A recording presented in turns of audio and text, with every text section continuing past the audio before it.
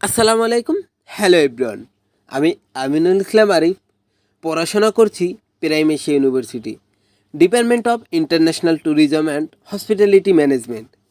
আমি গর্বিত লাল সবুজ সোসাইটির সদস্য হিসেবে কাজ করছি একজন স্বেচ্ছাসেবী হিসেবে। আজ 2 অক্টোবর বিশ্ব পথ শিশু দিবস। চলুন কথা বলি শিশু শ্রম নিয়ে।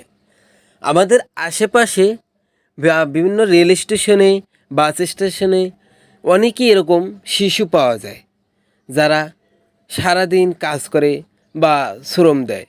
এমনকি আপনার বিভিন্ন গ্যারেজে গ্যারেজে বেশিরভাগই শিশুরা কাজ করে।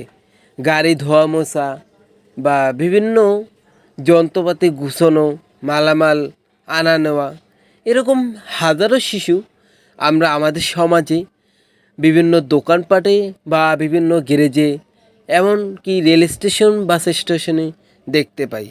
আচ্ছা, আপনার আমার সন্তানের যেমন স্বপ্ন আছে, তাদেরও তো হয়তো একটা স্বপ্ন আছে।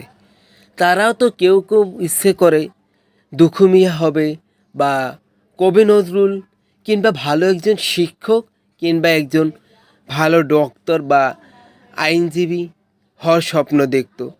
কিন্তু ভাগ্যের কি নির্মম ইতিহাস দেখুন, আজ তারা রাস্তাঘাটে কাজ করে পরিবারে হাল ধরছে। তাই সবাই মিলে এগিয়ে আসুন এবং প্রতিজ্ঞা করুন, আমরা আমাদের সমাজের শিশুদের শিশু শ্রম থেকে রক্ষা করব, তাদের স্বপ্নকে বাস্তবায়ন করার জন্য কাজ করব। একজন স্বেচ্ছাসেবী কিংবা একজন নাগরিকের এটা তার নৈতিক দায়িত্ব।